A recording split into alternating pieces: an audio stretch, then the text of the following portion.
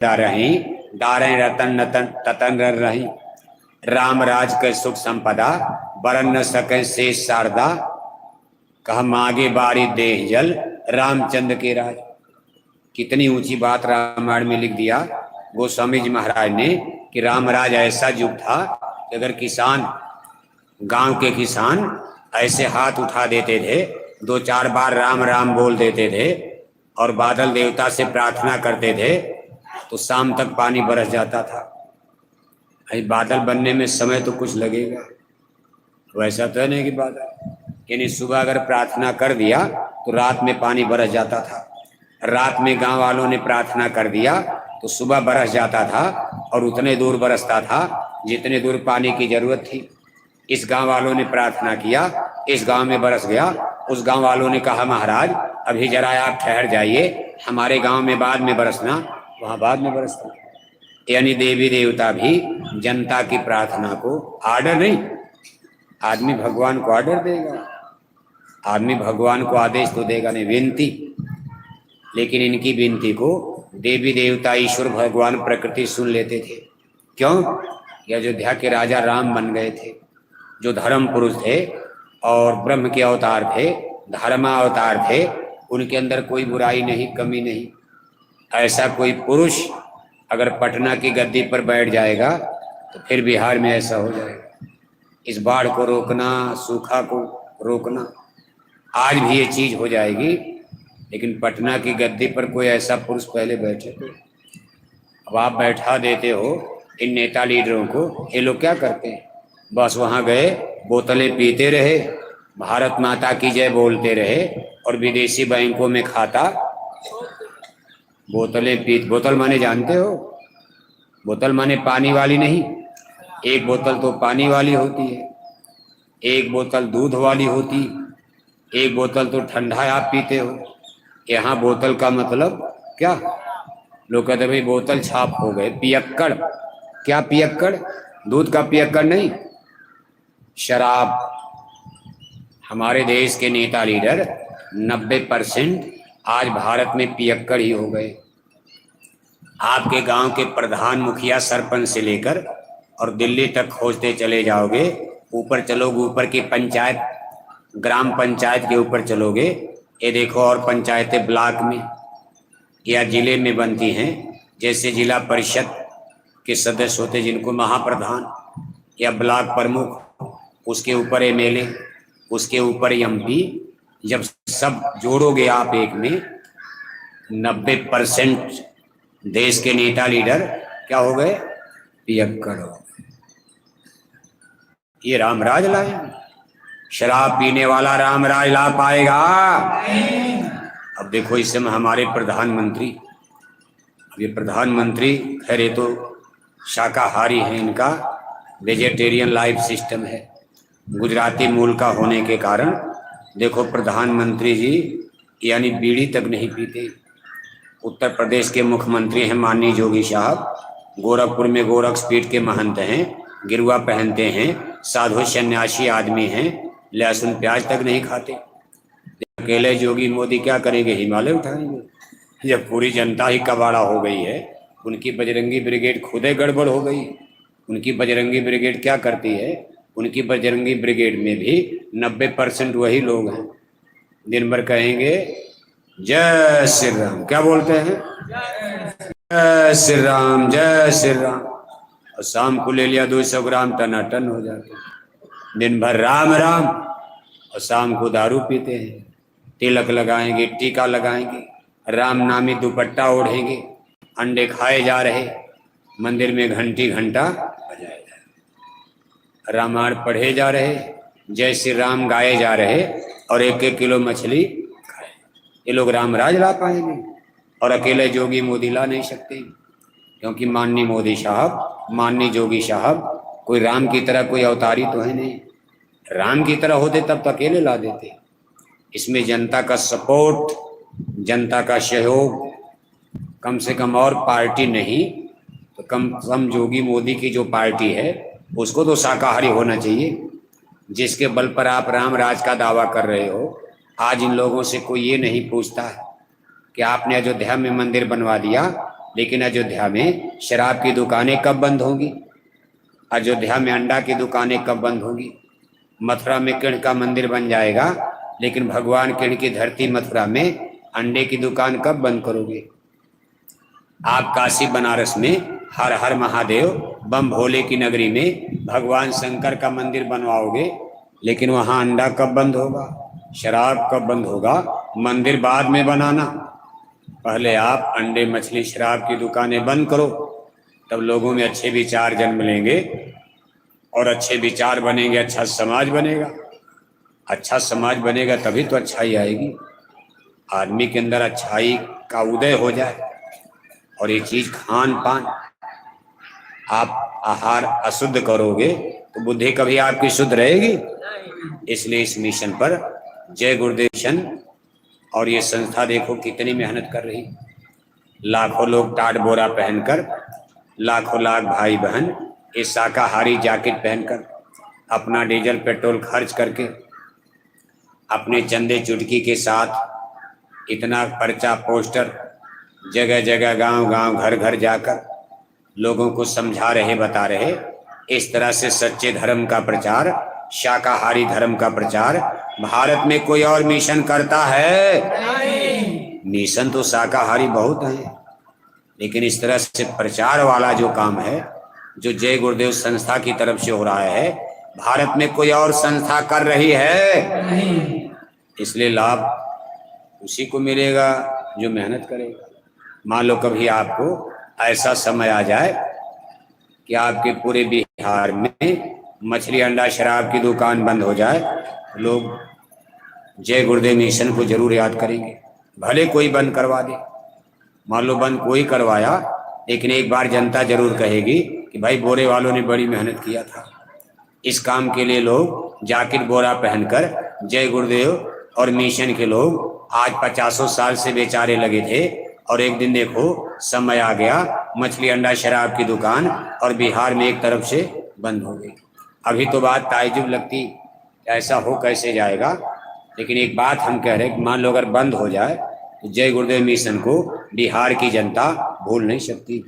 बंद कराने के लिए कोई करवावे, कोई मुख्यमंत्री करा दे, कोई प्रधानमंत्री करा दे, किसी पार्टी का राज आवे और उसने ऐलान कर दिया अब बिहार में मछली अंडा शराब की दुकानें नहीं चलेंगी, उसको तो दूसरे नंबर पर लोग याद करेंगे।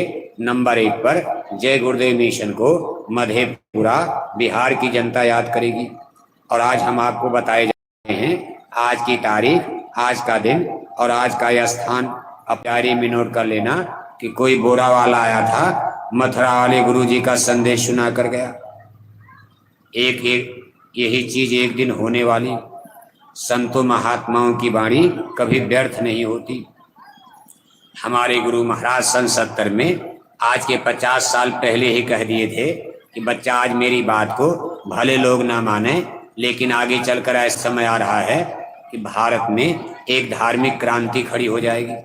धार्मिक क्रांति का मतलब देश की जनता का झुकाव धर्म की तरफ हो जाएगा। नेताओं के भाषण में भीड़ कम होने लगेगी और धार्मिक स्थान पर महात्माओं के सत्संग में, देवालय शिवालय मंदिर में, कथा कीर्तन में जनता का झुकाव भाव फिर बनने लगेगा।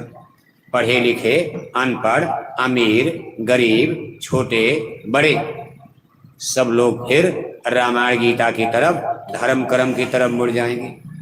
ये चीज आपको बिहार में भी कुछ नजर आ रहा है? नहीं नजर आ रहा है? कुछ समझ में आ रहा है? नहीं समझ में। धीरे धीरे इसका लक्षण बिहार में भी नजर आ रहा है। बिहार में जय श्री राम को लोग भूल गए थे, जय श्री राम का डंका बिहार में भी बजना शुरू हो गया। खैर अभी ये धार्मिक क्रांति है, इसका अगला चरण एक और क्रांति खड़ी होगी, इसका नाम है स्पिरिचुअल रिवॉल्यूशन। कुछ साल इसी तरह के बीतने के बाद बिहार में एक आध्यात्मिक क्रांति होने वाली। जब आध्यात्मिक क्रांति का समय आएगा तब बिहार में कहीं आपको मछली अंडा शराब की दुकान दिखाई नहीं पड़ेगी। आध्यात्मिक क्रांति आने के बाद कहीं हिंदू मुसलमान का झगड़ा नहीं होगा। इसके लक्षण बता रहे हैं।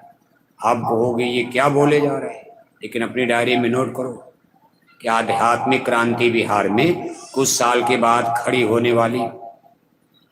कहीं आपको मछली अंडा शराब की दुकान नहीं दिखाई देगी, नंबर 1 बात।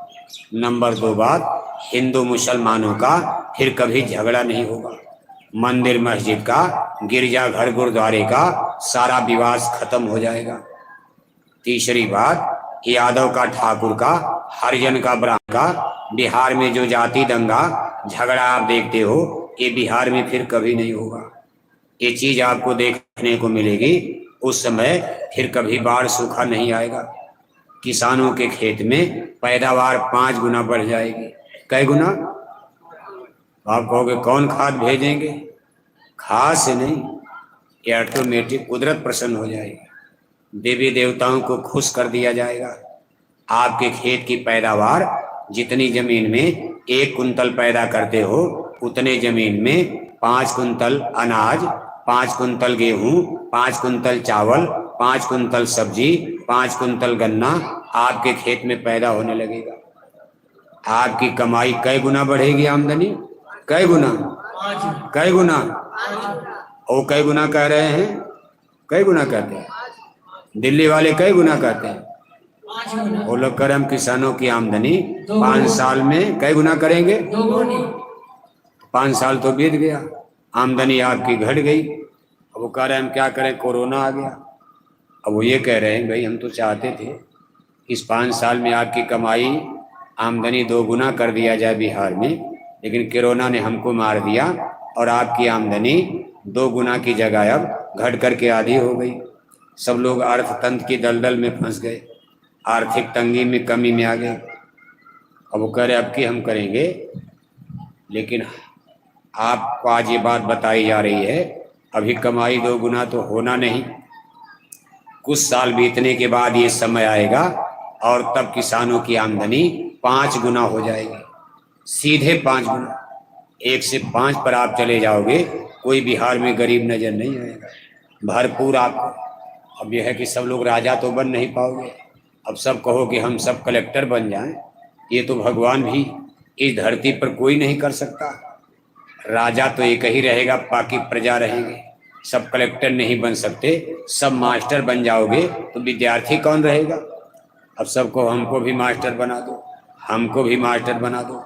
लेकिन गरीबी का मतलब है जितनी आपको आवश्यकता है, आपके बाल बच्चों के रोटी कपड़ा मकान, दवाई का, शिक्षा का, पढ़ाई का, ये सबका इंतजाम हो जाएगा।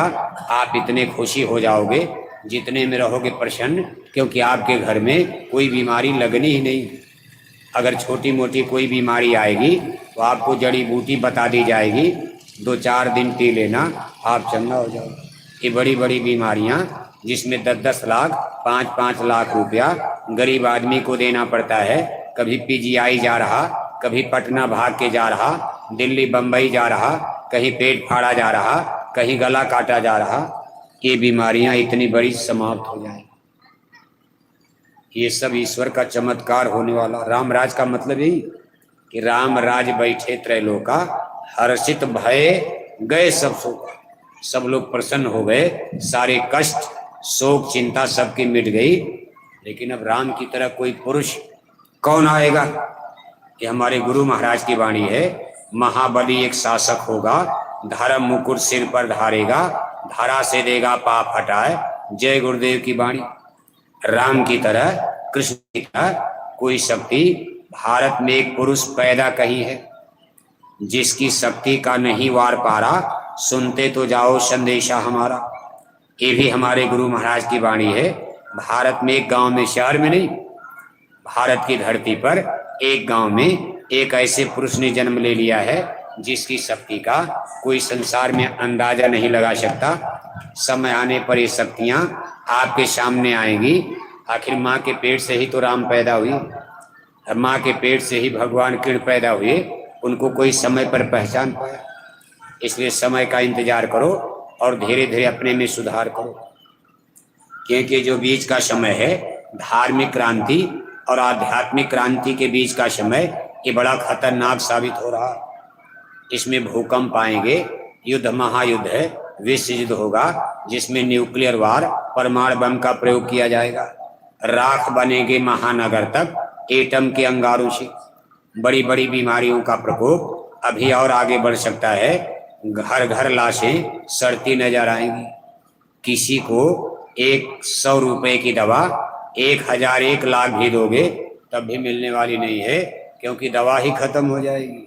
जैसे कोरोना में करोड़ों रुपए लोग लेकर दौड़ते रह गए, लेकिन कहीं दवा ववा नहीं मिली, और सामने बीवी तड़प कर ऐसे ऐसे लोगों के बच्चे मर गए जिनके 10-10 फैक्ट्रियां चलती। इतना विकराल काल समय, और ये सब क्यों होने जा रहा? आदमी का पाप का घड़ा, जब जब हुई धर्म की हानि। इसलिए जय गुरुदेव मिशन की तरफ से आपके लिए अच्छे विचार, सही रास्ता, सत्यमेव जयते धर्ममेव जयते। ये तो आप जानते हो, सत्य की विजय होती है, धर्म की विजय होती है। एक न एक दिन सत्य ही सामने बचता है, बाकी सब चीजें समाप्त होती। और जब अच्छा समाज बनेगा, आप अच्छा कर्म करोगे, आपका आत्म कल्याण यानी जो जीवन का लक्ष्य है, जीवात्मा का कल्याण, ये भी थोड़े ही पूजा पाठ में, थोड़ा ही ध्यान भजन में, थोड़े ही साधना उपासना में, थोड़े ही भजन भक्ति में आपकी आत्मा का भी कल्याण हो जाएगा। मोक्ष मुक्ति का रास्ता आपके लिए तब आसान हो जाएगा, क्योंकि सब लोग अच्छा कर्म करोगे। आज मोक्ष मुक्ति का रास्ता इसलिए कठिन है कि हम सब लोग बुरा कर्म करते हैं, और बुरा कर्म करके कभी मुक्ति भक्ति नहीं होती। इसलिए अच्छे रास्ते पर, अच्छे समाज के निर्माण की प्रक्रिया में देखो बराबर प्रयास हो रहा है। हजारों हजार प्रेमी भाई बहन बराबर इस पर लगे हैं, और हमारे संस्था के वर्तमान अध्यक्ष, हमारे संस्था के प्रमुख पूज्य महाराज जी भी देखो ठंडी गर्मी की परवाह किए बिना बराबर अपना काफिला लेकर, जन जागरण यात्रा लेकर मेहनत करते रहते। इस समय उनकी जन जागरण यात्रा, काफिला यात्रा राजस्थान प्रदेश में चल रही। बहुत बड़ा एरिया है राजस्थान का। एक एक जिले में 2-2 कार्यक्रम, कहीं कहीं 4 कार्यक्रम, कहीं कहीं 5-5 कार्यक्रम, और ये 82 दिन का काफिला। अभी 1 महीना करीब बीता है, 1.5 महीना भी बचा। वहाँ की स्थिति को देखते ही, और प्रांत और जिलों की संगतों को भी वहाँ देखो सहयोग करने की निर्देश दिए गए। आपके बिहार प्रदेश के भी बहुत से प्रेमी भाई बहन इस काफिले में वहाँ सहयोग कर रहे, सेवा में लगे हैं। नवंबर के अंतिम चरण में वो आश्रम पधार जाएंगे, जहाँ 1 दिसंबर से 5 दिसंबर तक पूज्य दादा गुरुजी महाराज का वार्षिक भंडारा आश्रम मथुरा में बड़े धूमधाम मान सम्मान से मनाया जाएगा। 5 दिन लगातार आपको सुबह शाम सत्संग सुनने को मिलेगा। 3 दिसंबर पूजा की मुख्य तिथि तारीख है। इस दिन मथुरा में मंदिर के देवता से दया दुआ आशीर्वाद बरकत की प्रसाद आपको बटेगी। साथ ही साथ महाराज जी का सत्संग, उनका दर्शन, और उनके द्वारा लोगों को, नए लोगों को नामदान, गुरु दीक्षा, गुरु मंत्र भी इसी 3 दिसंबर को प्रातःकाल के अमृत वेला में मथुरा मंच से प्रदान किया जाएगा। इसलिए नए लोग जो भी आप चाहते हो कि भाई हम कुछ मानव जन्म पाकर अपने लोक परलोक के लिए सत्कर्म करें, कुछ भगवान का भजन करें, जिससे आत्मा नरकों से बचे, जन्म मरण से छुटकारा मिले, आप मथुरा आने की तैयारी करना। 1 दिसंबर से 5 दिसंबर। देखो आपके गांव के हमारे भाई क्या दीपक जी, कहाँ गए दीपक जी? ये हमारे भाई दीपक जी आपके गांव में रहते हैं। ये लोग यहाँ से बराबर मथुरा आते जाते रहते। आप इनके साथ हो लेना, वहाँ आपको कोई दिक्कत नहीं। वहाँ तो लाखों लाख की भीड़ होती है, और हर तरह का भोजन भंडारा, टेंट राउटी, खाने पीने सोने का सब वहाँ इंतजाम किया जाता। इसलिए आप बड़े प्रेम के साथ आना। 5 दिन लगातार आप वहाँ रहोगे, सत्संग सुनोगे, तो बहुत कुछ आपकी समझ में आएगा। बहुत काल जब कर सत्संगा, तब हुई हैं सब संशय भंगा।